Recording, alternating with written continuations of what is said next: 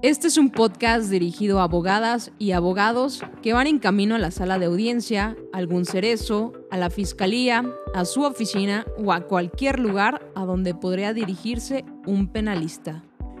Esto es para aquellos que son apasionados del derecho penal, así como nosotros. Esto es De Penalista a Penalista. Muy buenos días, tardes o noches. Yo soy Paula Cruz. Mi nombre es José Antonio Albuerne. Y esto es De Penalista a Penalista.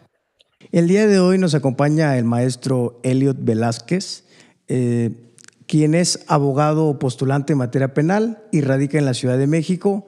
Y desde luego, como todo buen postulante, va a cualquier estado de la República donde se le requiera. Bienvenido, Elliot. Este es tu espacio. Qué gusto que estés aquí con nosotros, que hayas aceptado esta invitación. Y para todas las personas que te siguen también va a ser un buen capítulo. Gracias, Paula. Gracias, Antonio. Pues el gusto es mío. La verdad es que siempre colaborar con grandes abogados como ustedes es un gusto. Entonces, pues vamos a darle al tema de hoy, ¿no? Va a estar interesante, va a estar bueno. Muchas gracias. Pues sí, como ya escucharon, vamos a hablar de buenas y malas prácticas del sistema penal acusatorio y, desde luego, la finalidad de esto es poderlo desarrollar en todas las etapas del procedimiento. Pudiéramos empezar hablando del control de la detención y de la audiencia inicial, todos sus segmentos, etapa intermedia y hasta terminar a juicio. Vamos a intentar hacer un capítulo pues dinámico y esperemos que les guste. Hablando de malas prácticas, yo creo que sería mejor hablar de las buenas prácticas que imperan en nuestro sistema. ¿Qué buena práctica, Elliot, has podido resaltar de los estados en donde has podido litigar? Mira, de entrada yo creo que la primera buena práctica de todo penalista o toda penalista es preparar bien tus asuntos.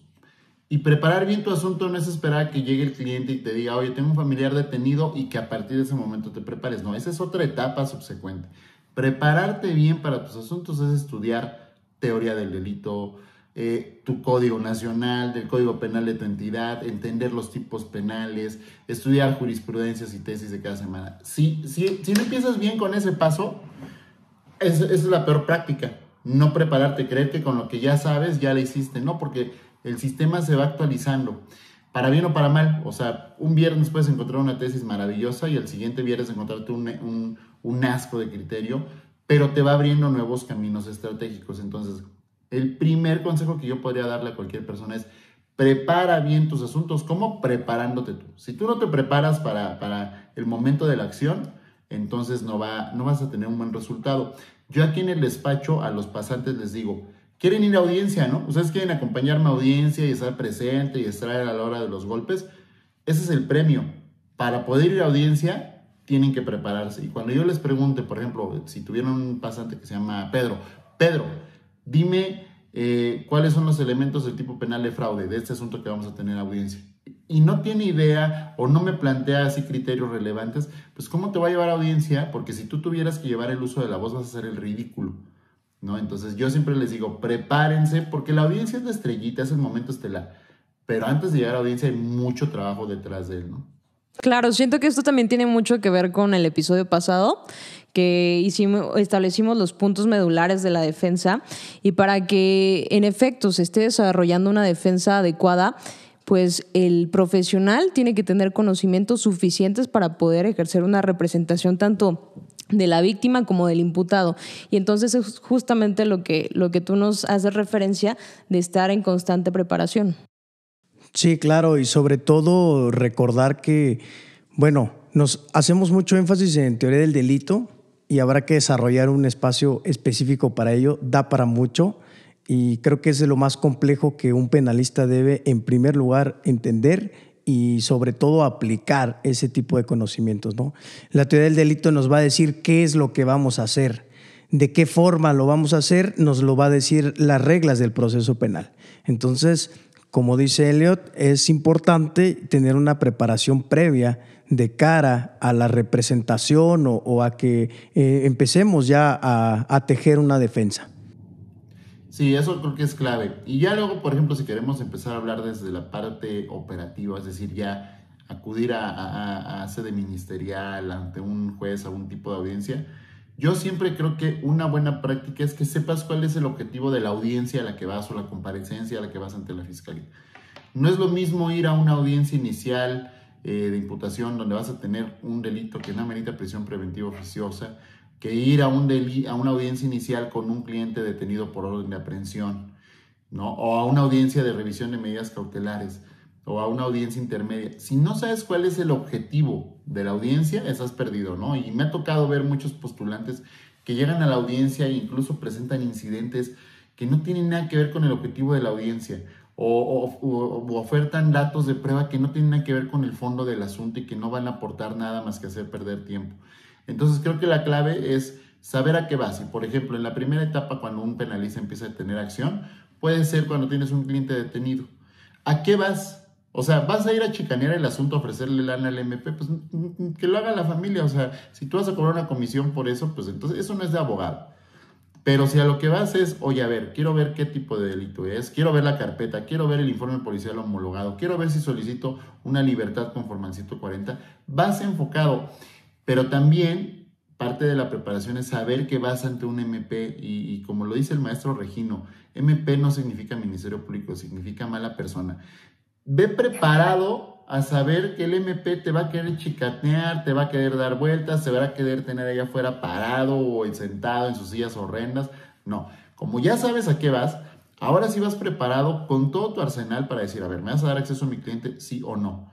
¿No me vas a dar acceso? Siempre funciona. Yo siempre llevo mi laptop o mi iPad con un amparo listo, lo promuevo en línea con mi CICE y le digo, mira, ya acabo de presentar amparo y te dan acceso, pero porque ya sabes a qué vas, sabes que te vas a pelear con el MP. El mejor escenario es que es un MP de esa nueva generación que saben que te van a dar acceso de inmediato, que te van a mostrar la carpeta, que no te van a ocultar nada. Pero si tú vas esperando eso, te puedes topar con pared. Entonces, saber a qué vas, saber, a ver, cuando te sientas con tu representado detenido ahí en Galeras, ¿qué vas a preguntar?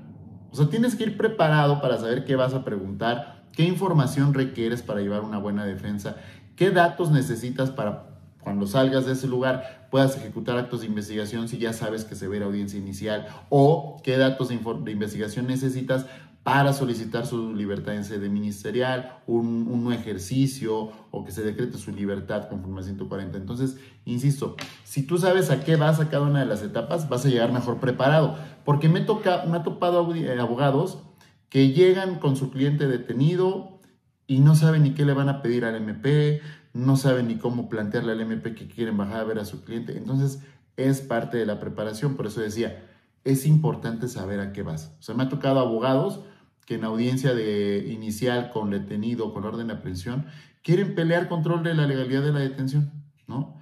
Hay jueces que, por desgracia me he topado jueces que aperturan el debate, y hay jueces que no. Pero entonces cuando tú ya sabes a qué vas a la audiencia, ya no haces perder tiempo a las partes. Y ya sabes cómo vas a defenderlo, siendo MP, siendo juez, siendo defensor, siendo asesor jurídico. Entonces es saber a qué vas. Y me ha tocado también ver asesores jurídicos o defensores que comparecen ante el MP y empiezan a aportar información que no tiene nada que ver con los hechos. Están investigando incumplimiento de obligaciones alimenticias y empiezan a promover. Es que miren, aquí tengo pantallazos de que ella decía hace 3 semanas que me amaba y que ella porque te amaba, porque lo dijo ya está solventando tu incumplimiento. O sea, no tiene nada que ver. Entonces creo que eso le daría mayor calidad al sistema. Cuando los abogados saben a qué van, aportas mejor calidad de información, reduces el tiempo de algunas audiencias y comparecencias porque no las haces burdas, no las haces absurdas, ¿no? Claro, eso es muy importante y creo que estaría bien puntualizar para esta etapa de la sede ministerial, de la retención propiamente, para que quienes nos escuchan puedan entender esto. ¿Qué constancias de la carpeta de investigación ustedes creen que sean importantes revisar de cara a la audiencia de control de detención? Mira, yo siempre les aconsejo es, lo primero que veo es el informe policial homologado para ver la narración que nos da la policía, pero sobre todo las horas. y ver las cámaras que a lo mejor tú tendrías que buscar como defensor. Segundo, el acuerdo de retención. Fíjate que muchos defensores no pelan el acuerdo de retención, pero acá afuera hay un gran debate. Hay un debate entre en qué momento empieza a correr el término de 48 horas para el Ministerio Público para resolver si lo pone a disposición o no. Hay quienes dicen a partir de que lo detiene la policía, y hay quienes dicen a partir de que se lo ponen a disposición. Yo creo que es a partir del momento que se pone a disposición, porque el MP no sabe si allá afuera hay 20 policías deteniendo a 20 pelados. Él se entera al momento en el que se lo ponen a disposición, y por eso la línea de la Corte es poner de inmediato a la persona. Si no se lo ponen de inmediata disposición y ya pasaban 10 horas, tienes que declarar la retención ilegal. Los MPs les da miedo hacerlo. Pero yo veo eso porque justamente hay que jugar con el sistema. Los MPs trabajan por turnos, ¿no? Sobre todo los MPs que tienen detenido. Entonces, la carpeta la inicia Paula, hace su acuerdo de retención. En el segundo turno se la dan a Antonio, y Antonio empieza ahí a hacer sus actos de investigación. Y el tercer turno, que soy yo soy el que va a ejercitar acción penal y lo voy a llevar ante un juez. Pero yo ya no sé, porque la verdad sí son los MPs, a qué hora ratificó la retención Paula. Y eso a mí me ha servido mucho para que en audiencia inicial obtenga una libertad por declarar ilegal la retención, no la detención. Entonces yo lo que leo es la retención, y el acuerdo de retención, el mismo MP te pone su plazo para las 48 horas. Con eso, ya si el MP en la audiencia me quiere debatir, es que en realidad corrían cuando me lo pusieron a disposición, tu acuerdo de retención dice otra cosa, punto. Entonces yo me voy por eso, y también es bien importante el certificado médico de tu cliente, porque hay casos donde una posible tortura puede estar sucediendo, y el primer certificado médico va a ser el que te abra la pauta para el protocolo, ¿no? Sí, yo también considero que es importante el Registro Nacional de Detenciones. Sobre todo, también establecer que nuestro artículo 16 constitucional nos establece que se tiene que hacer este registro de forma inmediata, es decir, antes de que incluso comience el traslado, que ya es una retención policial. Pero la Ley Nacional de Detenciones y también su reglamento nos establece que el policía tiene hasta 5 horas para hacer este registro. Sin embargo, también es importante establecer que hay una jerarquía constitucional y también que los reglamentos no pueden ir más allá de las leyes y de la propia Constitución. Entonces es importante también checar que si las condiciones lo permitían, pues se tuvo que haber hecho este Registro Nacional de Detención de forma inmediata. Y hablando también del acuerdo de retención, es importante señalar que muchos agentes del Ministerio Público señalan que lo van a retener porque la conducta delictiva posiblemente le están dando una clasificación jurídica preliminar de un delito que amerita una prisión preventiva oficiosa, o incluso establecen, no lo amerita de forma oficiosa, pero yo la voy a solicitar de forma justificada, ¿no? Y esto es importante porque si ya están haciendo ese ejercicio argumentativo es porque ya realizaron una investigación, porque obviamente ya obtuvieron los registros que después se van a volver datos de prueba para poder sustentar estas dos vertientes. Y entonces, una vez que ellos señalan ahí su acuerdo de retención y posteriormente agotan hasta las 48 horas para ponerlo a disposición del juez, estás diciendo que el agente del Ministerio Público desde el primer momento ya dio por hecho que se establecían estas dos hipótesis del 140 para no permitir su libertad, pero hasta después de 48 horas estás poniendo a disposición al imputado porque se supone que sigues investigando. Entonces, si lo pensamos de esa manera, resultaría un poco absurdo. Sí, y yo creo que ya empezamos aquí a ver este tipo de malas prácticas que suceden. Sí. Y como dice Elliot, uno no puede ir pensando que te vas a encontrar un Ministerio Público objetivo, porque es la realidad del sistema. Ellos tienen un rol que cumplir, tienen un trabajo para el cual los contratan, y a nosotros también nos contratan para un objetivo completamente contrario. De igual manera, considero, no sé qué piensen ustedes, será bueno el acuerdo de la verificación de la flagrancia, que en realidad cuando estamos en esa sede de ese término de las 48 horas, pues es una traslación del informe policial homologado, es un copia y pega, e incluso me da la curiosidad de pensar, y no quiero ser mal pensado, de nuestros ministerios públicos, pero se hace primero el acuerdo de verificación de flagrancia y lo que ya establecimos ahí lo ponemos en el informe policial homologado. Y así no hay falla, ¿verdad? Bueno, es que todas las detenciones, ustedes lo han visto también, el policía está llenando su informe policial con el MP. Y a ver, ¿a qué hora lo pusiste? A ver, vamos a llenarlo. O sea, terrible. Es una de las malas prácticas de la autoridad, pero nosotros como postulantes no podemos no podemos quitar esos vicios. ¿Por qué? Porque no estamos dentro del sistema. Hay MPs que son excepciones, por supuesto, creo que eso es una maravilla, pero por regla general tratan de cuadrarlo, ¿no? Tratan de cuadrar la detención, la flagrancia, tratan incluso de el típico, si oye, ¿sabes qué? Es que no tengo la flagrancia, métele droga. Y ya, lo agarré vendiendo y a la señorita recibiendo 200 pesos y con eso acredito los fines de comercio.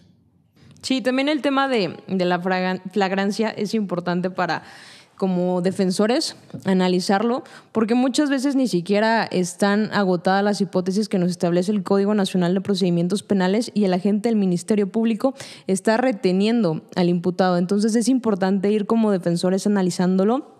Y justamente con uno de mis maestros apenas lo estaba checando en el caso de algunos hechos culposos de tránsito, donde ni siquiera se está estableciendo una flagrancia material ni virtual, porque posteriormente llega la policía vial, o sea, en un hecho común que 25 minutos después, si esa persona ni siquiera se intentó dar a la fuga, sino se quedó ahí verificando la salud de la víctima, llega posteriormente la policía, la víctima lo señala y se lo llevan. Y es flagrancia por señalamiento. Sin embargo, esas hipótesis en donde nos establece que no fue al momento de estar cometiendo los hechos, requiere que haya una persecución, es decir, que por algún momento el imputado se haya perdido de vista.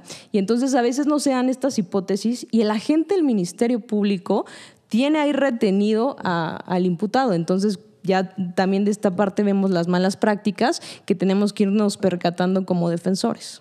Claro, yo creo que cobra relevancia lo que dice Elliot, lo que dices tú es muy importante, porque al final esa retención la agotan, independientemente de que si les va a alcanzar, como decimos en el argot, para el control de la detención.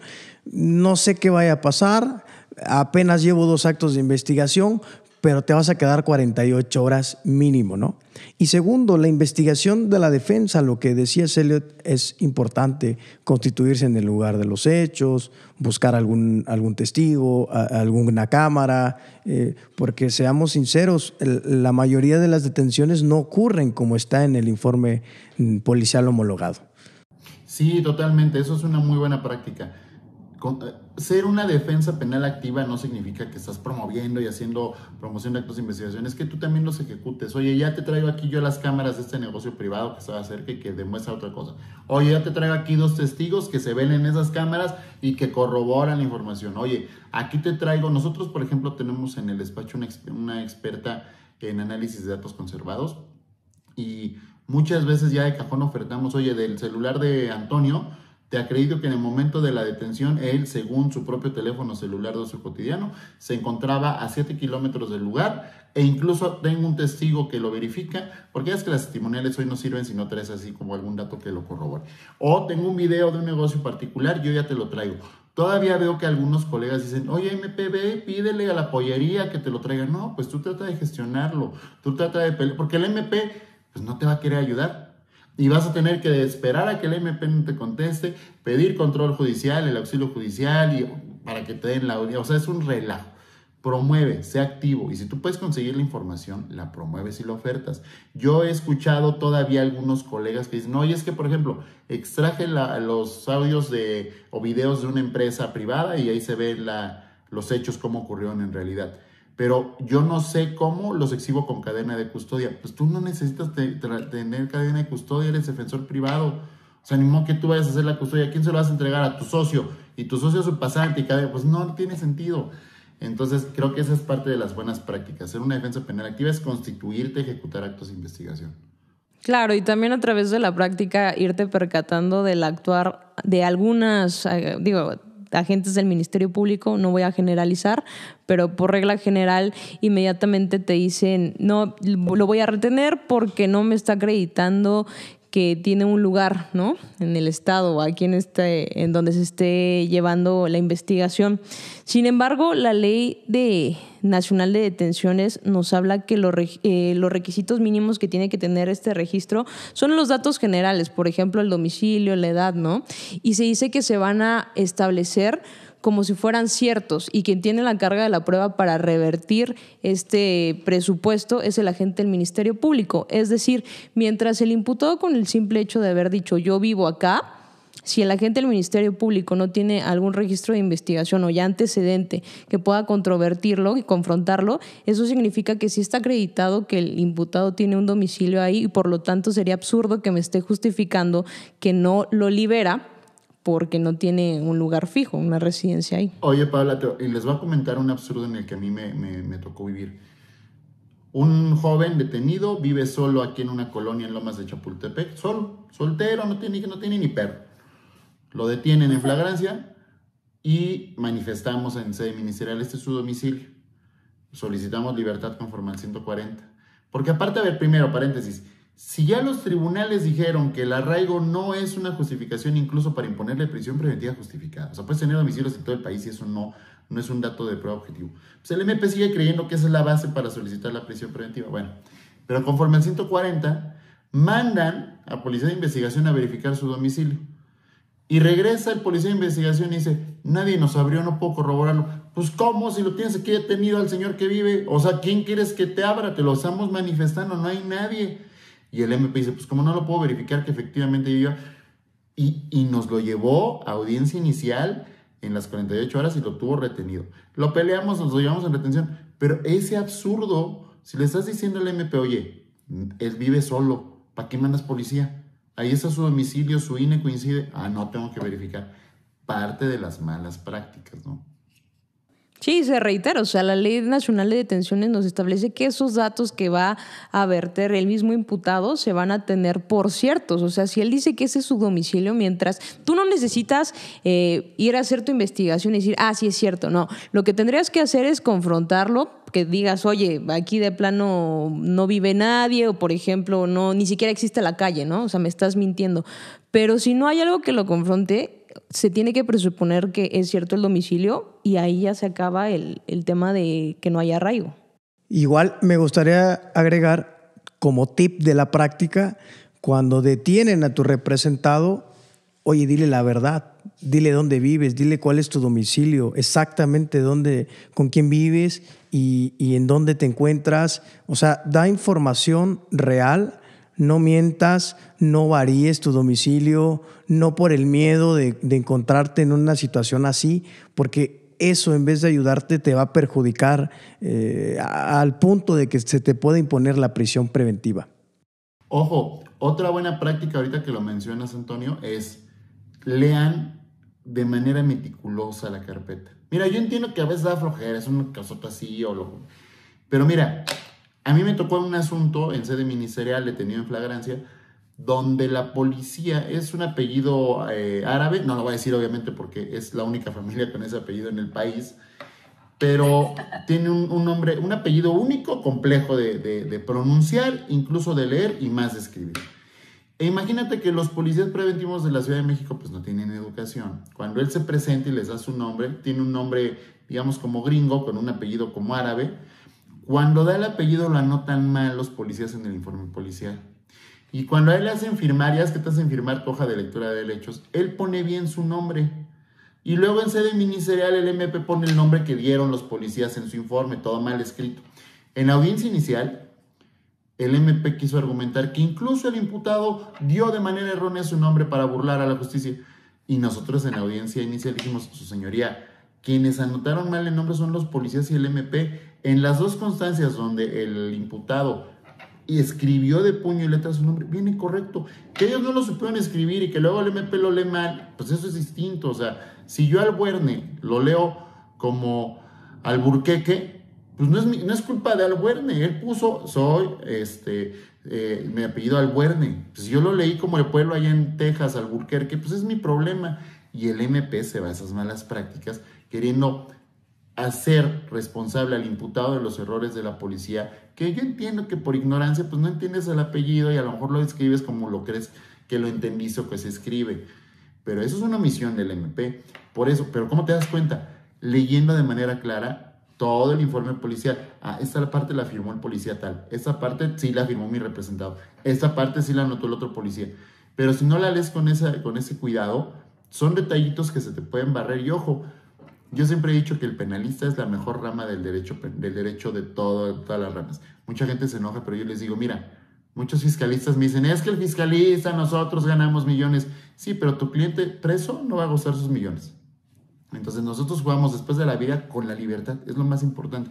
Por eso digo, sean meticulosos. Un detallito, esto que le voy a decir, una coma, no tanto una coma, pero sí un detallito de un nombre, una hora, una calle mal escrita, puede ser la diferencia entre la libertad y que tu cliente quede por lo menos 48 horas, ¿no?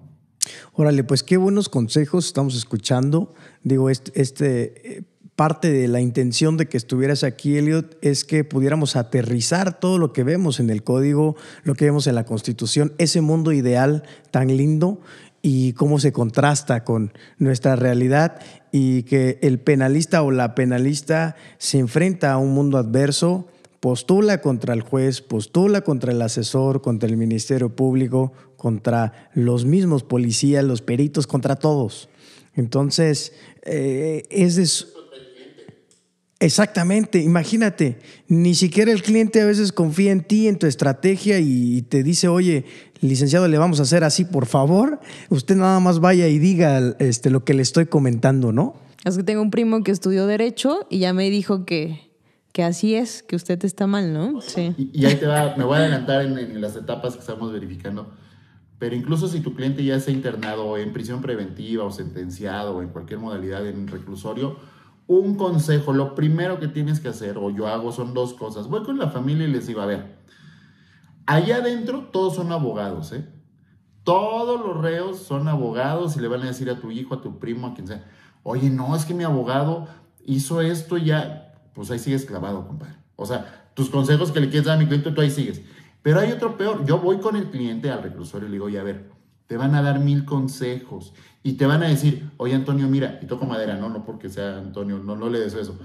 Pero de repente el cliente está ahí guardado, ve que entra un cabrón, perdón por la palabra, y al día siguiente se va. Y luego entran dos y se van ese mismo día. Y dicen, no, pues mi lique está bien puñetas, o sea, todos se van menos yo. No, a ver, tú estás ya en una etapa complementaria con prisión preventiva oficiosa. Ellos llegaron para audiencia inicial y al día siguiente fue su audiencia y se fueron. Pero él no lo sabe y entonces yo le voy a explicar qué va a ocurrir. Eso es un buen consejo. Dile a tu cliente, te van a llegar reos que se sienten expertos y que te van a dar consejos.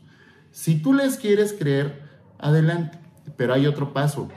Hay abogados que por desgracia están ahí adentro, ¿no? Por algún delito. Y sí saben de proceso a lo mejor y le dan consejo a tu cliente.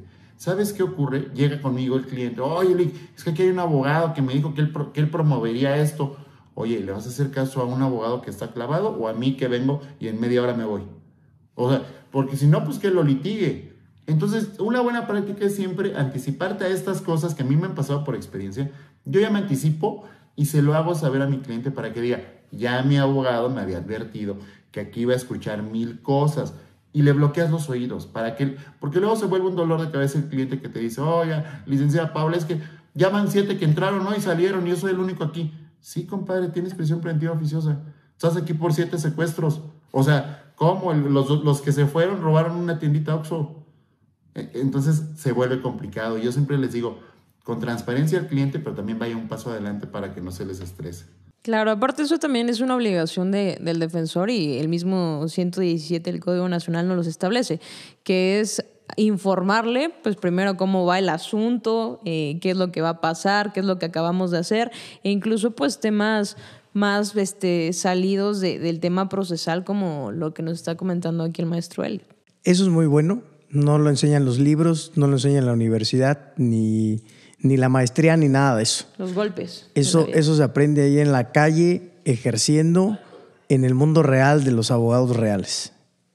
Exacto. Es lo que queremos seguirles trayendo a ustedes, ¿no? Así es. Oigan, y creo que, bueno, no sé si me permiten, ahorita que hablabas de que litigamos incluso contra los jueces, yo les voy a dar un consejo. Apenas ayer viernes tuve una audiencia inicial donde soy defensor de una persona. El asesor jurídico, para bien o para mal, mi presencia en redes puede ser una ventaja o una desventaja. Utilizó mi presencia en redes para golpearme, ¿no? Inició la audiencia inicial con un incidente contra mí por un video. Hartó al juez, el juez me quiso medio regañar y cuando el juez me dice, le voy a pedir que baje el video, sí, su señoría, se cumple su instrucción. ¿Algo que manifestar? No, su señoría. Mi socio que estaba en la audiencia me dijo, ¿te hubieras defendido? ¿Le hubieras dicho que lo que exageró el asesor era falso? Le dije, no. Y ahí va mi consejo. Nunca te pelees con el juez. El asesor, cuando solicitó a la fiscalía la prisión preventiva justificada, por cierto, no lo logró y mi cliente ya está en libertad, empezó a pedir prisión preventiva oficiosa y el juez dijo, oiga, perdón, abogado, no estamos hablando de oficiosa. Permítame, su señoría, déjame acabo mi idea y luego resuelve. Y empieza a confrontarse con el juez. Ojo, no se peleen con el juez. Yo entiendo que te puede enojar algunas decisiones, pero una cosa es, como abogado, pedir respeto en la audiencia y otra cosa es empezarte a pelear. Porque, a ver, dicen que cuando vas a un restaurante no te pelees con el que te sirve la sopa, ¿no? ¿Por qué? Porque le va a escupir. Pues, ¿cómo me pongo a pelear con la persona que al final va a resolver? Si hace muy mal su trabajo, bueno, voy a apelar, voy a prestar un amparo y si tengo razón lo voy a ganar. Pero no le voy a hacer cambiar su perspectiva al juez en ese momento porque le grite, porque lo insulte, porque lo calle. Al contrario, aunque digan que el juez es imparcial, son seres humanos que empiezan a llenarse su cabeza y decir, este abogado ya me hartó. Y lo único que va a buscar el juez es, ahora nomás para fastidiar, voy a buscar un argumento que me dé tu contraparte para darle la razón. Entonces no se peleen con el juez, peléate con tu contraparte. Y peléate, escuché una frase del juez de ayer que dijo, sé un digno contrincante.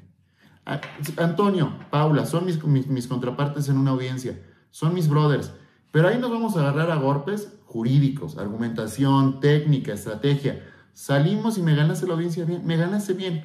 ¿Sabes qué? Pero que lo hiciste de manera decente, con preparación, estabas mejor preparado que yo.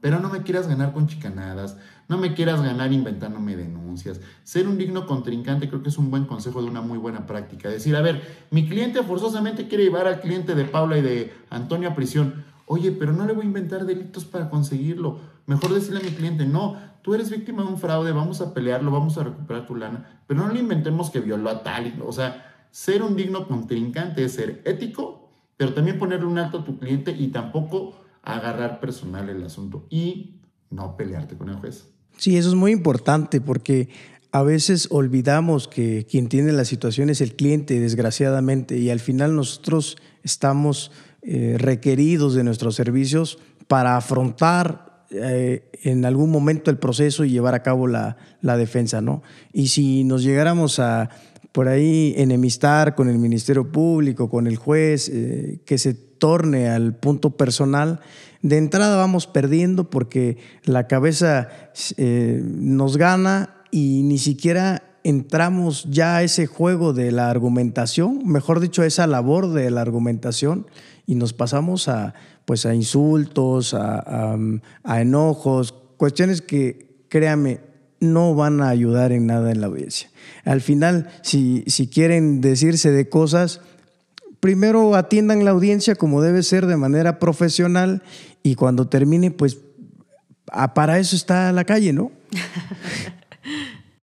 Exacto, no lo hagan personal, ¿no? Por más que... Mira, hace rato publiqué un tweet donde decía, si el abogado de tu contraparte está más enfocado en ti como abogado que en su asunto, ya vas ganando. O sea, ya lo hiciste perder control, ya perdió en sí, y creo que eso sería un buen consejo. Les decía, si sabes a qué vas a tu audiencia, si sabes cuál es el objetivo de tu teoría del caso, o qué es lo que persigues con esta defensa o con esta asesoría jurídica, no vas a perder rumbo. No vas a empezar a la mitad del camino, métele otra denuncia de amenazas para... No, sabes bien a lo que vas, qué investigación necesitas, qué datos de prueba. Entonces creo que volvemos al principio, ¿no? La preparación es clave, pero la preparación incluye la ética, tener un compromiso ético profesional, ¿no? Claro, y justamente es la preparación constante y el temple. La preparación constante porque por más enojado que estés, por más posibles caminos que se te vayan cerrando en las audiencias, pues eso te va a ayudar a que pues la ardilla vaya girando para ir buscando justamente obtener legalmente lo que tu pretensión. Y pues también el temple, porque justamente como lo decías, Antonio, pues nosotros somos los abogados, pero quienes tienen el problema son nuestros clientes y ellos quieren una persona seria, profesional, ¿no? Y que les dé pues ese apoyo incluso emocional y no estar viendo que tu abogado se está peleando, ya está enojado, está haciendo berrinche, ¿no? Sí, claro. Hace poco llevé al despacho un cliente con un asunto de extinción de dominio. Y me decía, oiga, lo veo muy tranquilo, ya como a la quinta, sexta reunión. Me decía, oiga, es que usted lo ve muy tranquilo con mi asunto. Le dije, pues es que no es mi casa. O sea, yo soy tranquilo porque tengo que hacer bien mi trabajo y lo sé hacer, pero pues, el que está en riesgo el patrimonio es usted. Usted está nervioso. Usted no me está contratando para preocuparme. Es su preocupación y es mi obligación representarlo, ¿no? Sí, claro. Eso es importante. Digo, podrá sonar frío, pero al final así funciona. Cuando uno se involucra con el cliente, es muy difícil llevar a cabo la defensa. Me gustaría, no sé qué opines, Paula, continuar ahora en este segmento de la audiencia inicial, ya suponiendo que se retuvo a nuestro representado las 48 horas y te notifican, ¿no? A las 8 de la noche. Mañana hay audiencia a las 8 de la mañana, ahí nos vemos y formulación de la imputación. ¿Qué prácticas, tanto buenas o malas, pudiéramos mencionar? Por ejemplo, tomando en consideración que no tenemos conocimiento ni acceso en ese momento a la carpeta de investigación, justamente lo que el maestro Elliot nos decía es que tendríamos la obligación de estudiarla de una forma eficiente. Sin embargo, si te la están dando 10 minutos antes, 20 minutos antes, pues una buena práctica sería saber cómo dirigirte ante el juez y solicitarle un tiempo razonable, tomando en consideración que no solo tienes que leerla, tienes que posiblemente analizar si hay alguna causal de nulidad de algún acto de investigación, posiblemente si hay errores, si hay algo que no te están mostrando, ¿no? Y esto se lo tienes que verbalizar al juez, no solo decirle, necesito checar la carpeta, porque para checar una carpeta que se acaba de integrar hace 48 horas, ¿cuánto tiempo necesitas? Sí, claro. Pero es de establecerle, no solo necesito leerla, necesito estudiarla y posiblemente ver qué es lo que yo voy a argumentar en audiencia, ¿no? Sí, justo. Yo lo dividiré en dos supuestos. Si tú eres el defensor desde que lo detuvieron, estuviste en sede ministerial, cuando te notifiquen la audiencia, yo sí, a la hora que sea que me estén notificando, me lanzo a alguno de mis abogados a pedirle al MP que va a ejercitar acción penal la copia de la carpeta. ¿Por qué? Porque a mí no me gusta que el juez me regañe. O sea, a mí no me gusta que me digan, ustedes habían puesto desde las 48 horas que lo detuvieron. Sí, señora. ¿Y por qué no tiene copia? Es obligación del MP darle copia de traslado cuando va a ejercitar acción penal. Es que me avisaron a las 8 de la noche y ya no fui a la agencia del Ministerio Público. ¿Cómo? ¿Qué flojo? Pues no le están pagando. Entonces, eso, vayan a pelearle en ese instante, justo para que cuando llegues a audiencia inicial no te regañe el juez y no hagas el ridículo. Puede ser otro supuesto, como lo dice Paula. Yo no tenía conocimiento. A mí me están diciendo, fíjese que detuvieron a mi hijo y ya lo llevan al reclusorio y me dicen que mañana es la audiencia. Sí tienes que saber argumentar, pero para argumentarle al juez por qué necesitas un plazo razonable para estudiar la carpeta, debes estudiar qué se entiende por un derecho a la defensa adecuada. Para que tú le digas a su señoría, como lo dice Paula, leer la carpeta, a lo mejor la carpeta es de este tomo, ¿no? Pues sí, lo hago en 20 minutos si quieres, la ojeo rápido, en media hora, pero no la voy a leer, voy a preparar una teoría de defensa, una estrategia defensiva. Y para eso necesito estudiar a fondo las periciales, los acuerdos de retención. Sí necesito 2 o 3 horas. Y que el juez te sale normalmente, es que estoy lleno de audiencias. Pues sí, su señoría, lo lamento mucho, pero yo necesito 2 o 3 horas. Tiene muchas audiencias, póngamela a las 8 de la noche. ¿No? Si me la quería poner a las 9 de la mañana, póngamela a las 8 de la noche. Pues está dentro del plazo razonable que usted tiene para resolver.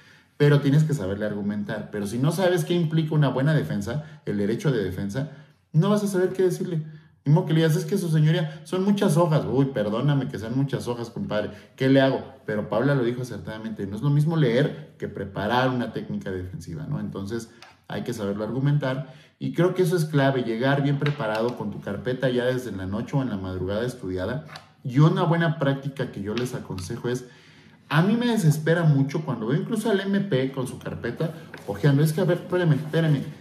Yo sí hago esta práctica de post-its y bien miren, La carpeta debe ser ordenada, debe ser pulcra, no debe ser un legajo de hojas ahí todas arrancadas. Oiga, que van a citar como dato de prueba la pericial en psicología de la licenciada Paula Cruz, que lo tenga identificado, la abro y analizo y voy viendo qué está haciendo. Que el acuerdo de retención, aquí lo tengo identificado.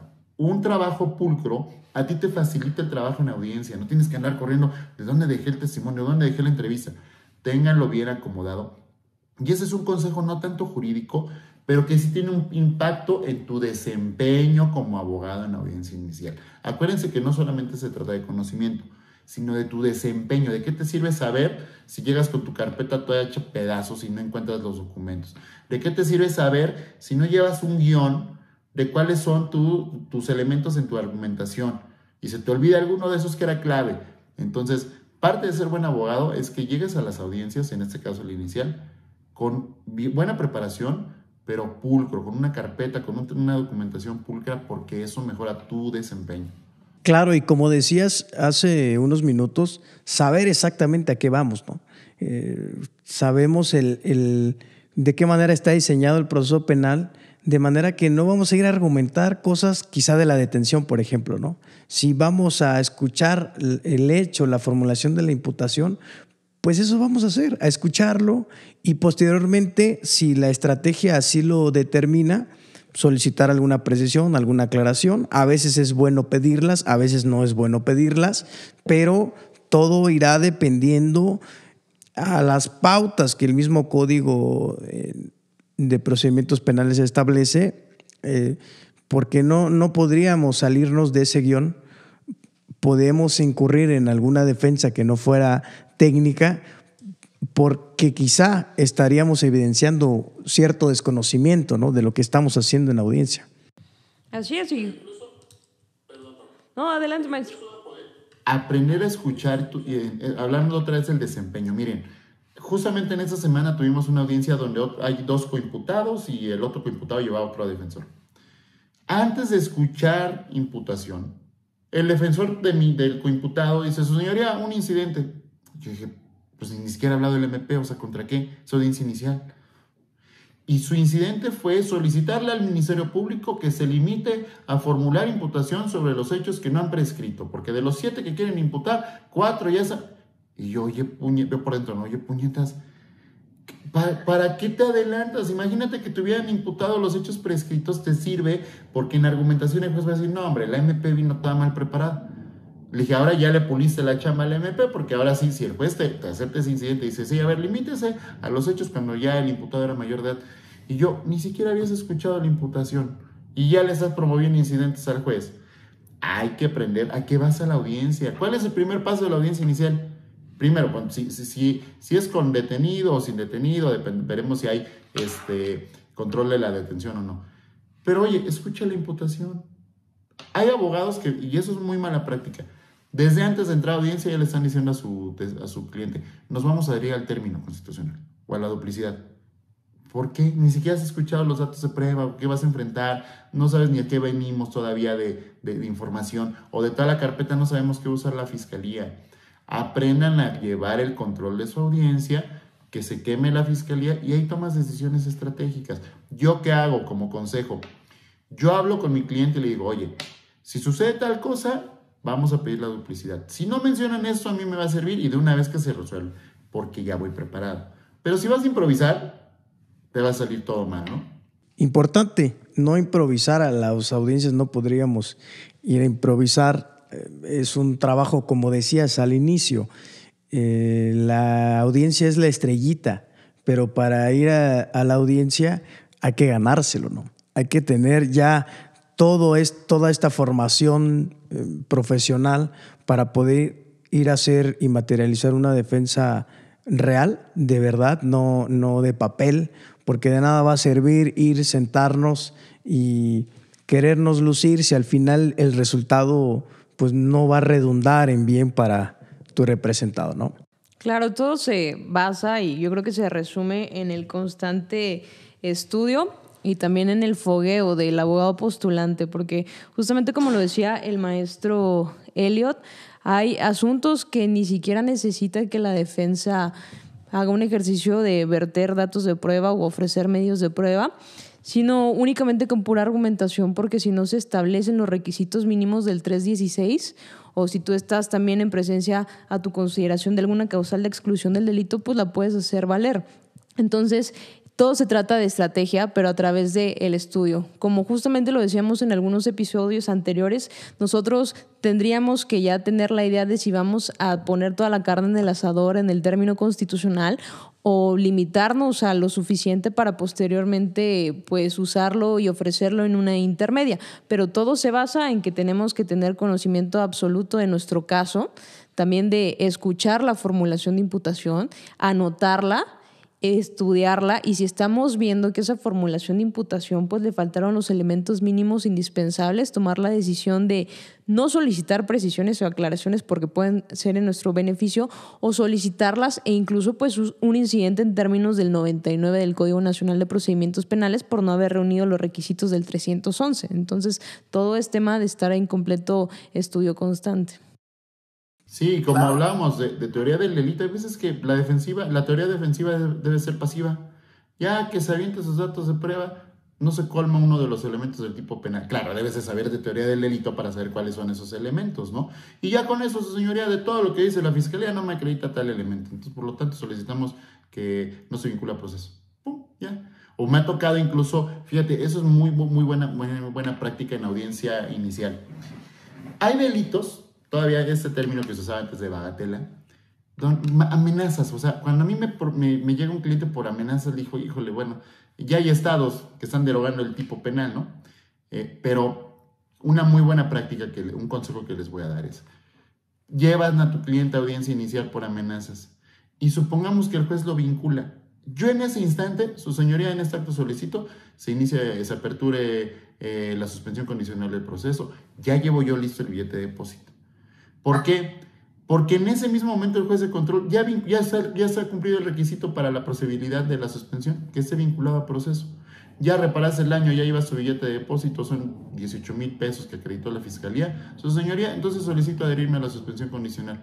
¿Y sabes qué haces? Que el asesor jurídico y el MP no van preparados para argumentarte la oposición fundada. Y mira, en la misma audiencia inicial, tú ya vas preparado, sales con tu cliente con su suspensión condicional. Puede haber casos en los que a lo mejor peleaste que hay una no vinculación, pero yo estoy hablando de un ejemplo donde sí ya te lo vincularon.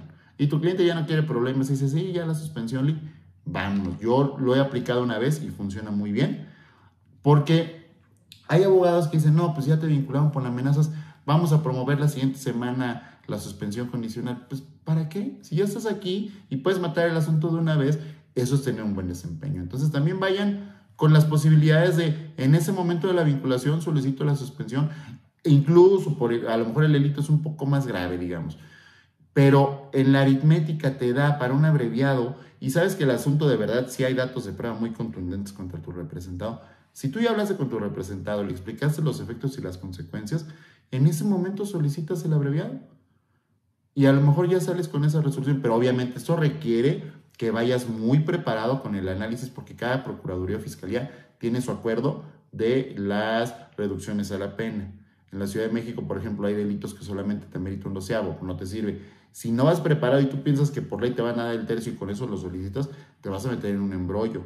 Entonces, también es importante saber que puedes ejecutar en ese momento un nuevo procedimiento, digamos, o una nueva técnica de litigación al terminar la vinculación. Matas el asunto de inmediato, lo resuelves, no le das tiempo de reaccionar a tu contraparte y obtienes un buen resultado para tu cliente. Porque, ojo, no todos los asuntos los vas a ganar con sentencia absolutoria, porque en ocasiones no hay forma. En ocasiones sí hay una responsabilidad plena de tu representado, pero hay beneficios de la ley. Sí, así es. Si hay salidas alternas o formas de terminar el proceso de una forma anticipada, es para que los utilicemos. O sea, justamente yo hago referencia también a un episodio anterior donde hablábamos de que el abogado no tiene que ser narcisista o ególatra, ¿no? De que quiera los reflectores y decir yo me voy a juicio y ahí yo me voy a lucir, sino también es este estudio consciente de que, reiteramos, quien está en la posición complicada es el cliente, la víctima o el imputado, y pues obtener los resultados más favorables con todas estas reglas y beneficios que nos da el Código Nacional de Procedimientos Penales. Y también el maestro Elliot dijo algo importante, es como sorprender a tu contraparte en el sentido de que a veces no están preparados. Y esto porque nos estamos enfocando del lado de la defensa, pero muchas veces también nos contratan para ser asesores de la víctima. Entonces, en esa vertiente también ir preparados, es decir, es un tipo penal que su penalidad está en la media aritmética de 5 o menos, posiblemente va a ser esto, y entonces yo ya ir perfilando mi oposición fundada y sobre todo pues una cuantificación ahí de la reparación del daño. Sí, pero es parte de saber cuál es la finalidad de la audiencia inicial, ¿no? O sea, si la audiencia inicial sales con la vinculación, ya tienes el requisito de procedibilidad para una forma de terminación o una salida alterna. Pero si tú no vas con esa visión y dices, no, pues ya, mañana le hablo al cliente para proponerle el abreviado, la suspensión, explicársela. No, pues si ya lo vas a tener en esa audiencia vinculado, aprovecha esa audiencia. Ya tienes al juez, ya tienes a las partes convocadas, ¿no? Claro, requiere talento para que puedas ejecutar esa técnica, ¿no? Sí, claro, y que el juez declare procedente iniciar con ese debate. Igual, en sentido contrario, a mí me gustaría agregar que pudiéramos entender que hay delitos que necesariamente van a ir a juicio. Y cuando tú sabes que la fiscalía quiere ir a juicio y que así es como lo requiere por la penalidad, por la naturaleza del delito, por la trascendencia social o política, porque eso también sucede, sabes que vas a juicio y mejor prepárate para el juicio o para el debate. No le andes buscando otras cosas porque el abreviado no te lo van a ofrecer, no alcanza suspensión, no procede el acuerdo reparatorio. Entonces, el mismo delito será, me parece, el punto de partida para empezar a ver para qué me alcanza, como decimos, ¿no? O qué procede, qué podemos hacer al respecto. Sí, también el tema de la importancia de la teoría del delito, porque justamente también hablamos el tema de la clasificación jurídica y de las posibles modificaciones que se pueden dar. Y, por ejemplo, en la audiencia inicial, el juez de control tiene la facultad de darle una clasificación distinta a la preliminar o propuesta por el agente del Ministerio Público. Y nosotros como asesores jurídicos o incluso como defensores podemos hacerlo valer, pero a través de este conocimiento en teoría del delito. Es decir, estos elementos, sean los objetivos normativos, subjetivos, no están, sin embargo, posiblemente esta conducta encuadre aquí y puede ser incluso más beneficioso para nuestro cliente. Claro, y sobre todo también partir de que para que tú sepas qué técnica vas a ejecutar, qué camino vas a llevar en tu proceso, debes de conocer el proceso penal, ¿no? Conocí una abogada que me decía, yo nunca me he ido a juicio, todo con abreviado. Le dije, no, tampoco exageres, tampoco es llevar todo a juicio, pero tampoco es todo con abreviado, ¿no? O sea, creo que hay un equilibrio de qué dependerá de los asuntos que te lleguen, de las condiciones. Y hay ocasiones en las que, como decía Paula, a lo mejor sí vale la pena irme a juicio este asunto. ¿Sabes? Que esto sí lo merece, porque sí puedo tener un absolutorio.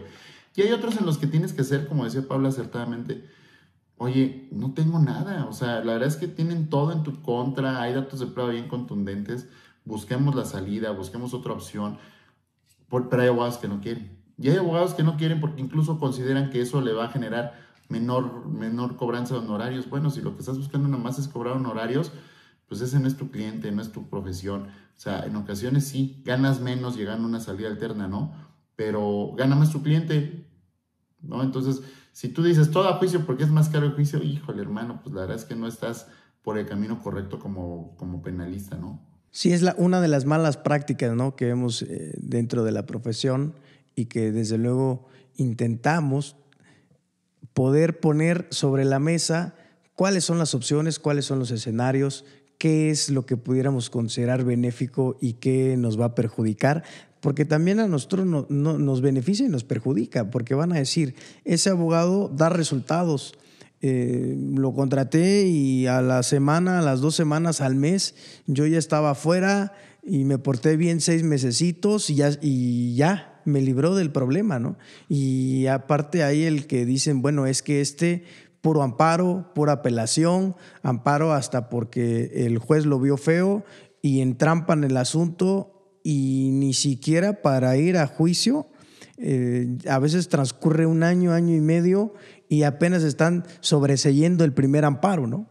Claro, y estás afectando ahí los derechos de los particulares, sobre todo el derecho al acceso a la justicia de forma pronta.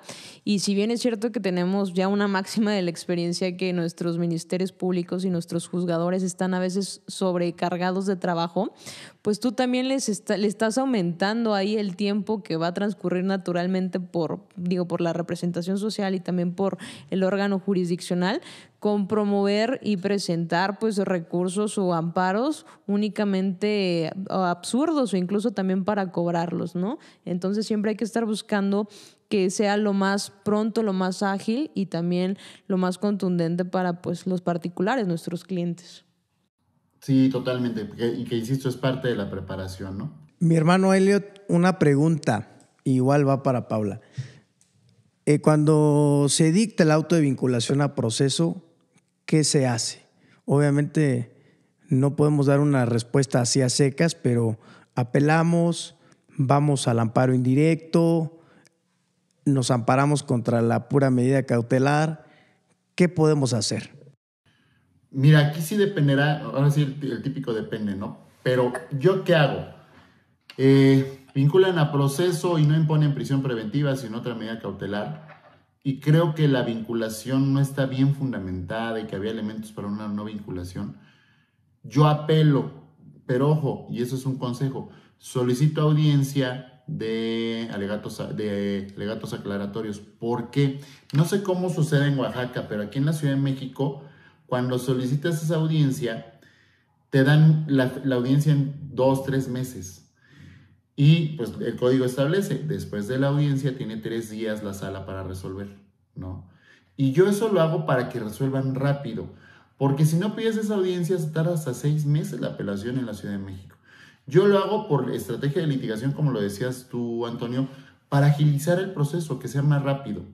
Pero si hay casos en los cuales me vinculan a proceso, imponen prisión preventiva oficiosa, yo valoro que a lo mejor sí me conviene irme de manera directa, o sea, brincarme la apelación, promover el amparo contra la vinculación y a su vez contra la prisión preventiva oficiosa, solicito la suspensión con tutela anticipada, me voy a una revisión, bla, bla, bla.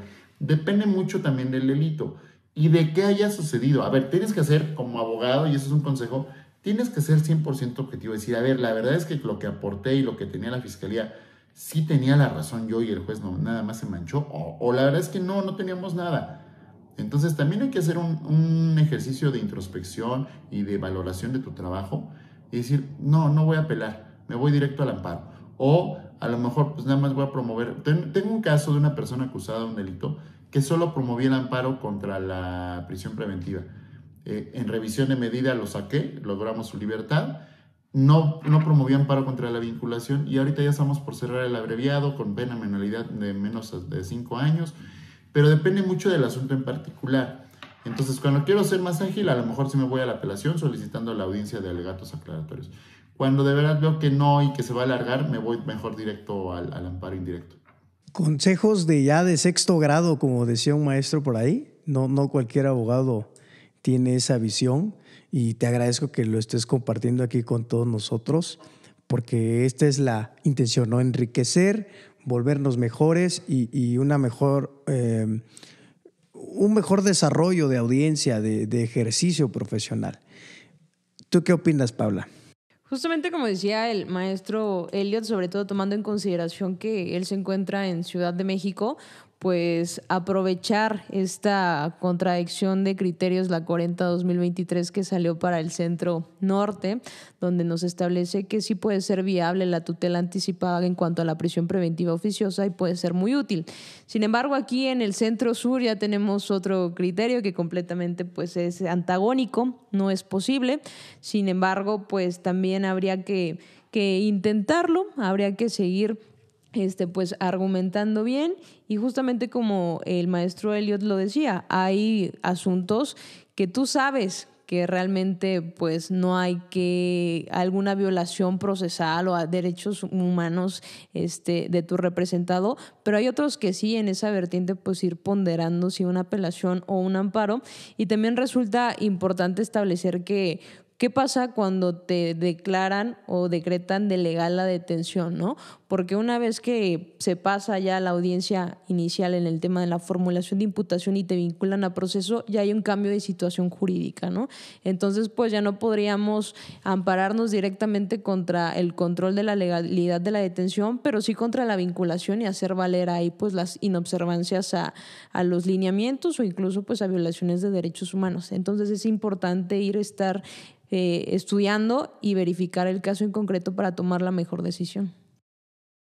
De igual manera, creo que es importante el circuito, las tesis aisladas de ese circuito, la jurisprudencia de esos colegiados y desde luego la línea que ha construido la Corte, porque al final puedes estar en el mismo circuito, pero lo que en una audiencia con un juez te funciona, con la otra sales regañado o regañada, ¿no?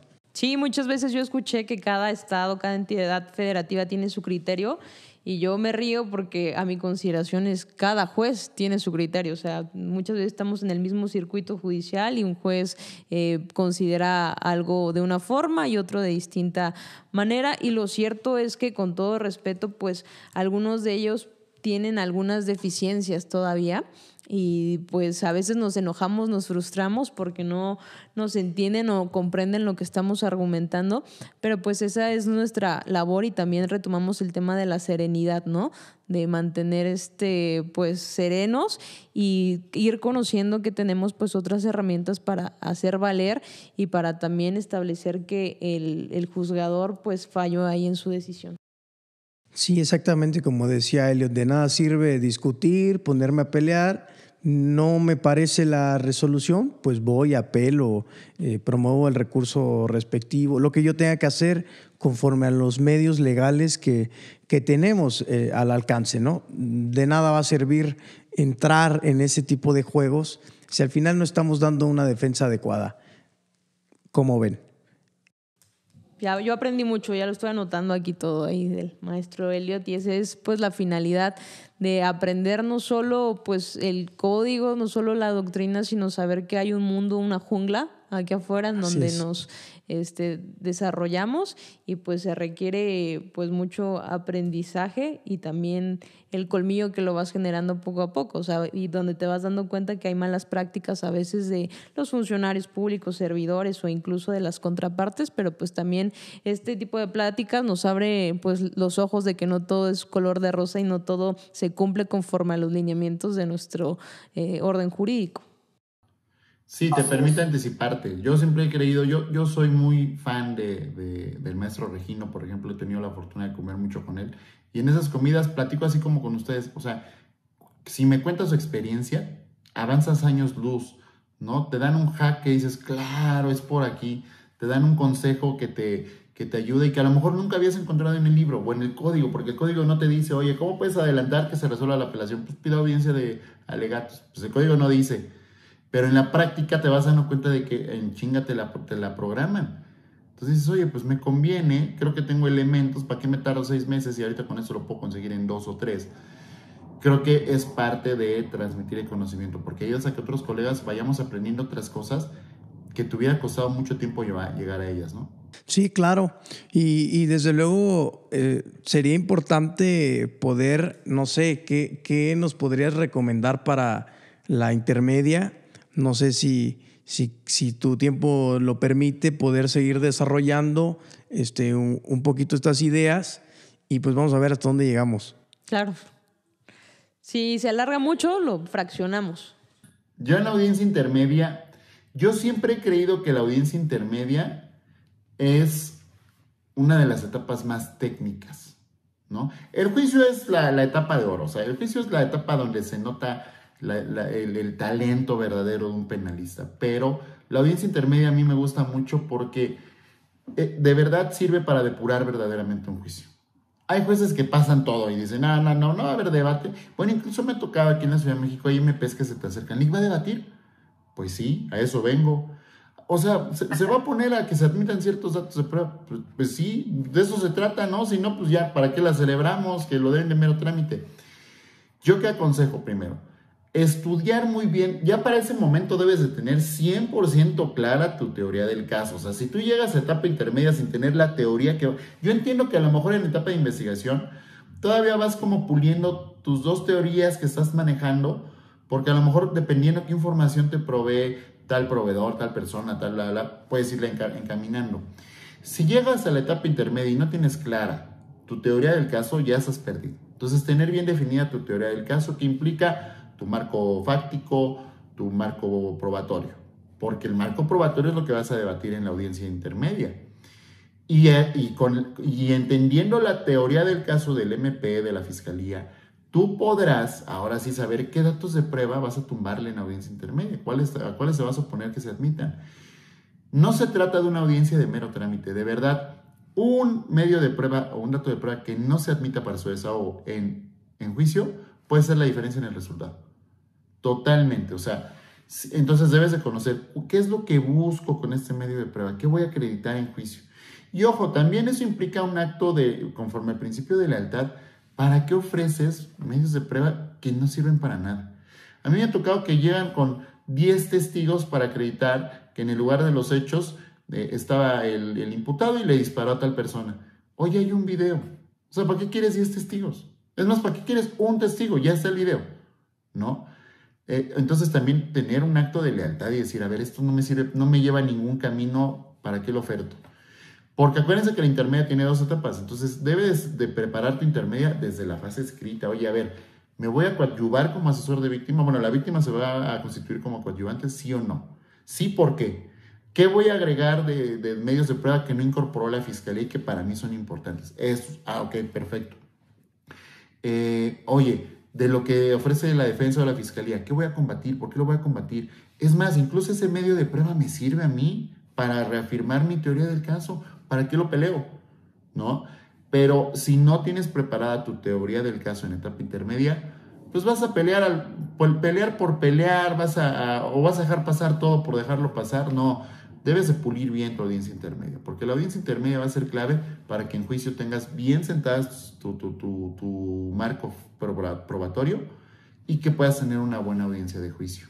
Claro, yo creo que también el tema de la teoría del caso no solo ya hay que tenerla bien definida en una intermedia, sino incluso en el plazo de la investigación complementaria para saber, sí, conforme a la teoría del delito posiblemente me voy por una excluyente, tal vez una tipicidad, lo que considere el defensor, y en esa vertiente el cómo lo voy a probar. Y es justamente en el plazo de investigación complementaria donde vamos a hacer este ejercicio de investigación, como decía el maestro Elliot, no solo incluso decirle o ofrecerle, proponerle conforme al 218 la representación social, sino nosotros también poder realizarlo, porque ciertamente el plazo de la investigación complementaria puede ser corto o puede ser largo dependiendo del asunto en concreto, porque a veces los 6 meses, cuando es un asunto complejo, no resultan lo suficiente, ¿no? Y entonces, si nos estamos esperando a que la representación social haga este acto de investigación y después de los 6 meses no lo realiza, pues ya no va a poder haber una reapertura. Entonces es donde a través de nuestra labor también tenemos que investigar para ir bien centrados en nuestra teoría del caso y justamente también tener conocimiento de cómo ofrecer estos medios de prueba, porque posiblemente ya hicimos una investigación fuerte, pero no sabemos cómo ofrecerlo, ¿no? Posiblemente somos muy ambiguos o muy específicos, como el color de la casa y tal, y a veces pues de eso te limita que completamente nada más va a poder señalar esos puntos, ¿no? Entonces también son temas interesantes de la fase escrita de la etapa intermedia. Y también me gustaría agregar, ya esto está casi concentrado como criterio, porque antes se podía pensar que el defensor en la audiencia intermedia podía ofrecer medios de prueba. Ahora está acotado a los 10 días que establece el Código Nacional de Procedimientos Penales, el 340.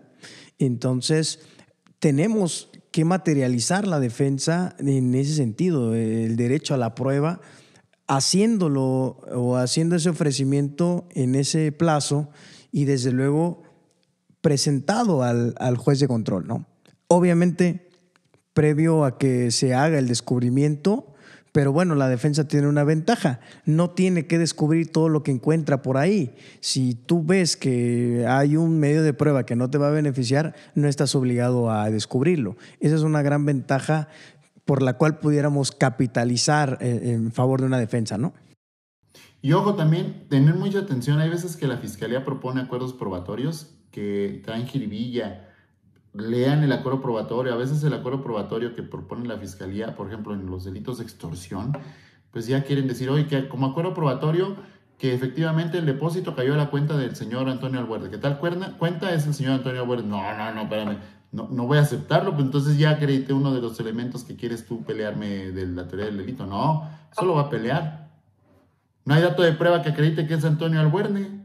¿Por qué voy a aceptarlo como acuerdo probatorio? No, o sea, hay que tener cuidado porque ahí me bien astutos, ¿eh? Hay muy buenos fiscales que te pueden meter gol en los acuerdos probatorios. Entonces, también tengan cuidado en qué goles les puede meter ese acuerdo probatorio. Y como lo decía Antonio, también hay que tener cuidado como defensor de los plazos, porque hay una regla, ¿no? En la prueba pericial, ¿no? Que tienes un plazo límite para ofertar el descubrimiento probatorio de una prueba pericial, y si se te barrió, eso es un muy buen argumento para decir, oiga, no lo presentó 3 días antes de la audiencia.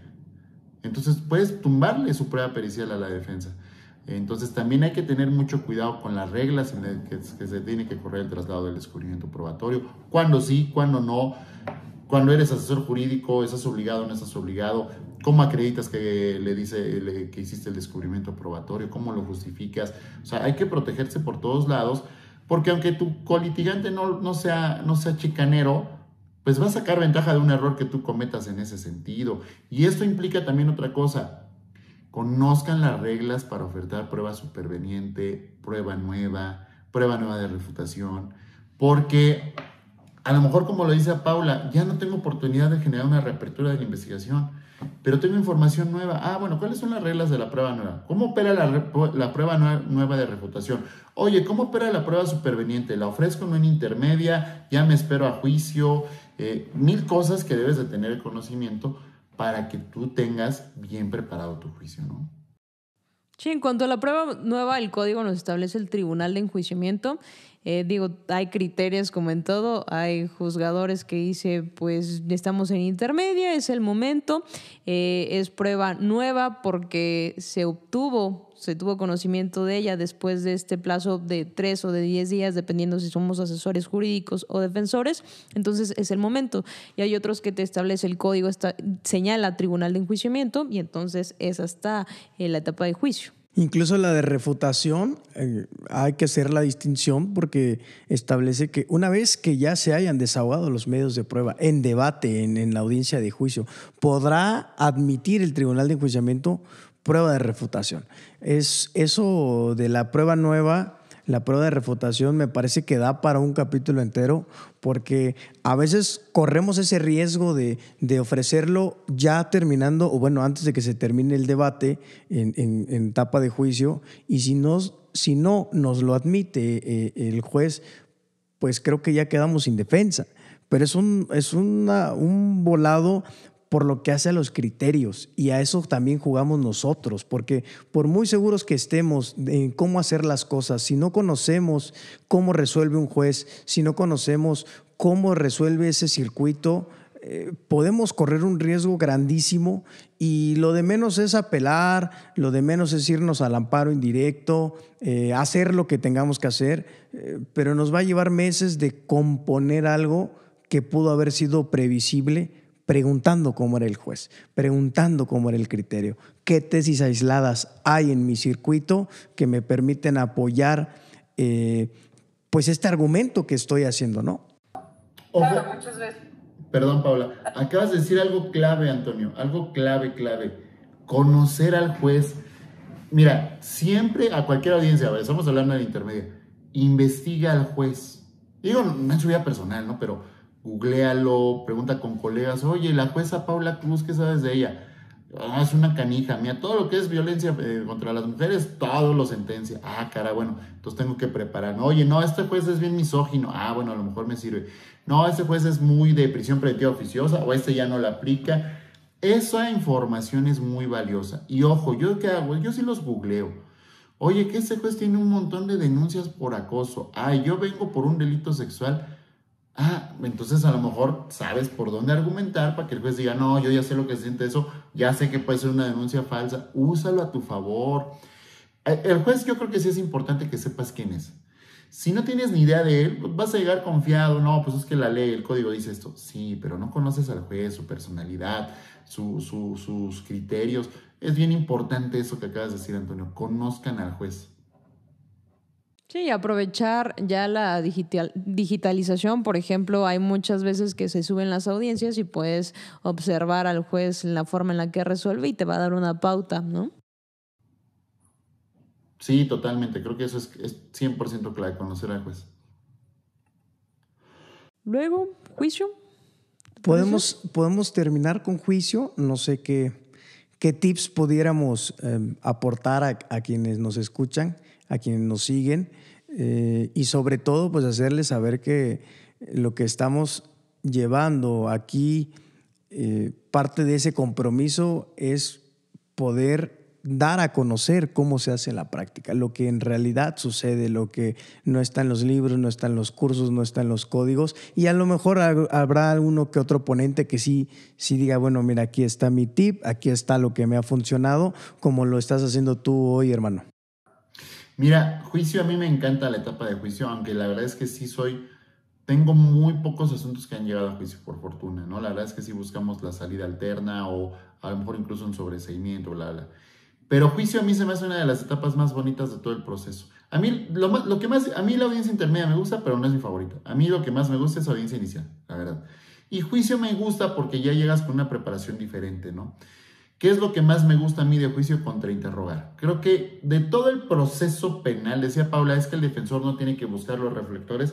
Yo creo que el contrainterrogatorio sí es 100% estrellita de quien lo formula, en ese caso el defensor. Y creo que es tu momento donde se nota si eres un abogado. Pero antes de eso, a ver, ya llevas clara tu teoría del caso, ya tienes tu marco probatorio, ya tienes tu teoría todo bien aterrizado. Primer consejo para audiencia de juicio. ¿Cómo vas a desahogar tus medios de prueba en juicio? Es importante en la estrategia de litigación que llevas. Es decir, a ver, no es lo mismo que testifique primero Paula y luego mi perito Antonio. No es lo mismo, no da igual.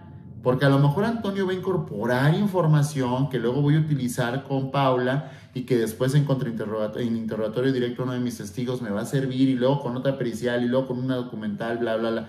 Debes de aprender cómo vas a desahogarlos. Esto no se hace en intermedia. El juez, el tribunal de enjuiciamiento te pregunta, Fiscalía, ¿en qué orden va a desahogar sus medios? En tal. Defensa, ¿en qué orden? Tal. Entonces yo creo que eso es clave, saber por qué te hace esa pregunta el juez. No es nomás porque el juez no te va a decir, así como están en el auto de apertura, no, permítame. Yo tengo una secuencia lógica jurídica de cómo lo voy a hacer. 2, que siempre, ¿te acuerdas lo que decía? Tu carpeta pulcra, que tengas bien identificado todo. Yo doy un consejo. Yo de las declaraciones, las periciales, las entrevistas, de lo que yo voy a utilizar en interrogatorio y contrainterrogatorio, llevo duplicado. Porque uno es mi guía, donde yo tengo mis anotaciones de ojo aquí, contrainterrogatorio acá. Ojo, yo no hago mis preguntas de contrainterrogatorio. Yo en mi propia entrevista que tengo o la declaración, voy haciendo las notas marginales, voy haciendo lo que va declarando el testigo, las contradicciones, y tengo ahí mis notas de qué es lo que tengo que fijarme para mi contrainterrogatorio. Y tengo otro limpio para cuando, oye, ejercicio de refrescamiento de memoria, oye, para evidenciar contradicción y que no vean todas mis notas y que sea una hojita limpia, aquí le marco con el marcatextos, quiero que lea esto para evidenciar contradicción. Siempre llévenlo, y ojo, siempre llévenlo pulcro. O sea, aquí tengo mi juego de traslados por si los necesito y aquí tengo mi juego con mis notas. Así cuando, oye, va a pasar Antonio Albuerne, cambio de mis hojitas, aquí tengo Antonio Albuerne. Y aquí lo tengo a la mano y no ando como otros defensores. A ver, es que por acá está, permítame, le subrayo. Voy. Eso te mejora tu desempeño. Y tener en tu trabajo bien marcados cuáles son los puntos de contradicción, que tengas bien marcados en qué momento vas a evidenciar refrescamiento de memoria. A lo mejor, oye, yo sé que esto cuando yo estuve platicando con mi testigo se lo olvidaba. Entonces, que ya lo tengas identificado, ya vayas listo y que lo tengas así de pulcro. Tercer consejo que a mí me ha servido muchísimo, una muy buena práctica. Escucha muy bien. Un buen ejercicio siempre es, mira, lo que está haciendo Paula sobre todo. Paula está aquí en la entrevista y está tomando nota, pero no es sencillo hacerlo, porque luego se te barre, ay, ¿y luego qué dijo? ¿Y cómo? O sea, no es sencillo. Pero eso es un buen defensor, tiene que saber hacerlo. Estar escuchando al testigo y tomando tus notas. Aprender a tomar notas es clave. O sea, tampoco puedes transcribir todo, sino alguna palabra que tú sepas qué dijo, qué hizo. ¿Por qué? Porque eso lo vas a usar en tu contrainterrogatorio. Lo vas a usar en el directo, a lo mejor, en el redirecto. Eso es bien importante. Pero debes de aprender a escuchar. A ver qué preguntó el MP. Y ojo, debes de saber escuchar para saber si vas a objetar. Para saber qué vas a objetar. Perdón, no se trata de objetar por objetar. ¿Qué técnica? ¿Cuál es el motivo de la objeción? ¿Te conviene objetar o no? Pero para eso tienes que escuchar lo que está diciendo el testigo, escuchar lo que dice el asesor, lo que dice la fiscalía, qué pregunta. Y un consejo, vean al juez. Empiecen a ver el juez, se empieza a hacer caras con el interrogatorio directo y así, ay, como diciendo, ya lo perdiste. Si tú ves que tu contraparte está perdiendo al juez, tú recupéralo con tu objeción, recupéralo con tu contrainterrogatorio. Y cuando empiezas a ver que el juez, está tomando notas, dices, ya lo estoy ganando. Siempre es bien importante. Y otra cosa que es muy buena práctica, yo siempre aconsejo que el defensor nunca llegue solo a audiencia de juicio. Siempre trate de llevar a algún colega, algún colitigante, un pasante que a lo mejor por el tipo de audiencia puede estar atrás. Porque primero te da certeza. Segunda, te ayuda a que a lo mejor si se te estaba riendo algo, te lo recuerde. Oye, Antonio, esto. Sí, su señora, por cierto, pregunto otra cosa. Siempre es bueno, nunca vayas solo, porque del otro lado van a haber por lo menos dos, el asesor y el MP. Y a lo mejor están las víctimas, y a lo mejor están las víctimas indirectas. Y a lo mejor cada uno trae un asesor, y a lo mejor lo mandan a 2 MPs. Y tú solito contra el mundo, también es tu estado anímico puede cambiar. Si estás bien preparado, no incide, pero de todas formas sí te conviene ir siempre acompañado, porque hay detallitos que así a ti se te pueden barrer y a tu colitigante no. Entonces eso es bien importante. Claro, consejos muy importantes que no están en los libros ni en el código. Y también yo si pudiera reforzar algo es que hay que tomar en cuenta que nuestros testigos son personas que no han tenido algún acercamiento con algún proceso judicial y mucho menos penal. Y entonces hay que entender el nerviosismo, el miedo que pueden sentir al estar en la audiencia. Entonces, pues más o menos informarles cómo va a ser, ¿no?, este procedimiento, cómo se ve visualmente la sala de audiencias, incluso pues llevarlo para que pueda más o menos checar cómo es el área, ya cuando le toque pasar ya no sienta tanto nerviosismo o se frustre de lo que va a decir, porque incluso nosotros como abogados cuando ingresamos a la sala pues está el corazón un poco acelerado, y cuanto más una persona que no tiene acercamiento con ellos, ¿no? Y también pues algo importante que me ha tocado ver, los alegatos de apertura son importantísimos porque tú le vas anticipando al tribunal de enjuiciamiento qué es en lo que se tiene que fijar, qué es en lo que tiene que poner más atención, y le vas diciendo la representación social, por ejemplo, no va a acreditar esto por esto y posiblemente algún excluyente del delito, el por qué. Y entonces ya tú lo vas analizando porque muchas veces se hace muy ambiguo. Se dice, no va a llegar a establecer más allá de toda duda razonable que sí, pero y luego algo que eficientemente ya le quede al tribunal de enjuiciamiento y que cuando estés desahogando ahí tus pruebas, ellos se vayan percatando de, justamente esto es a lo que se refería el abogado. Oye, y ojo, Paula, acabas de decir algo que no puedo creer que se me haya barrido, pero qué bueno que lo alumbras. Ese es otro consejo de buena práctica que me ha funcionado. Tengo una hojita dentro de mis libretas que llevo, una hoja especial para alegatos de clausura. Voy tomando nota de, aquí en el contrainterrogatorio ya se equivocó y le tomo nota porque obviamente después reviso el audio y video de juicio, pero hay veces que en el mismo, termina la audiencia de juicio y en ese momento el juez dice, de una vez abrimos el segmento de alegatos de clausura. Yo voy tomando notas durante el desarrollo del juicio. Puede ser en una sola audiencia, hay veces que se llevan 2, 3, 4 audiencias unos juicios. Yo voy tomando nota de qué voy a utilizar, qué conceptos de lo que está sucediendo en la audiencia voy a utilizar en mi alegato de clausura. Porque cuando revisas después la audiencia, a lo mejor se te puede barrer algo. Yo lo llevo listo porque obviamente el alegato de clausura también es clave. No lleven su alegato de apertura como como lo decías, Paula, de no podrá acreditar más allá. Pues eso ya lo sabe el juez, o sea, ya le da flojera. Ponle tu teoría del caso, ponle cuáles son los desaciertos de la fiscalía, pero luego en tu alegato de clausura reafírmale al juez cómo tú, con tus medios de prueba desahogados, le tumbaste todo ese dicho a la fiscalía. Pero yo voy tomando nota de esas ideas para el alegato de clausura en una hoja aparte, para que cuando yo tenga que formularlos, pueda ir bien preparado y que no se me barra ninguno de esos elementos. Pues qué interesante e importante es la preparación, tal y como lo hemos estado desarrollando.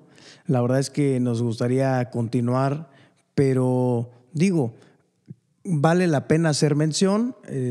Elliot es socio fundador de Legalium en Ciudad de México y bueno, vienen 6, 7 cursos en este año que se van a ofrecer y que bueno, espero que lo puedan seguir en sus redes sociales. Vamos a poner en la descripción del video de los sitios donde te pueden encontrar y seguir para que se puedan inscribir, para que puedan de alguna manera entender todo esto y practicarlo desde luego con el tiempo que amerita. Y sobre todo también mencionarles respecto de nuestro giveaway. Posiblemente cuando salga este video ya se habrán obsequiado 5 pases. El maestro Elliot nos hizo el favor y el honor de regalar 5 accesos gratuitos para los seguidores de Penalista de su curso integral. Y me encanta, la verdad es que lo que pudimos escuchar del maestro Elliot es un profesional que conoce obviamente tanto la doctrina como la ley y sobre todo pues en el andar, ¿no? Y son pues manifestaciones puntuales de lo que nos puede servir en la práctica, no simplemente del cómo debería ser, sino además de cómo es ahí afuera, que es una jungla. Entonces estaría increíble y pues aprovechamos la oportunidad de agradecerte mucho, primero por estar aquí en el podcast, por tu tiempo, por todo el conocimiento que nos estás regalando y también por esos 5 pases increíbles. Yo me hubiera querido quedar con uno, pero los tuvimos que regalar todos. Exactamente. No, pero a ver, ustedes ya tienen pase, tú y Antonio ya están ahí adentro. Antonio hasta va a ser ponente. Gracias y esperemos que podamos hacer algo los 3 de penalista con Legalium y digo, ¿por qué no explotar todo esto que ya ha sido unas ciertas pinceladas? Pero creo que cuando terminen de escuchar lo que preparamos para ustedes, pues creo que les va a gustar y les va a servir, que es lo más importante. De verdad, gracias por tu tiempo, por tu generosidad, por tu humildad. De verdad, muchas gracias por estar aquí con nosotros.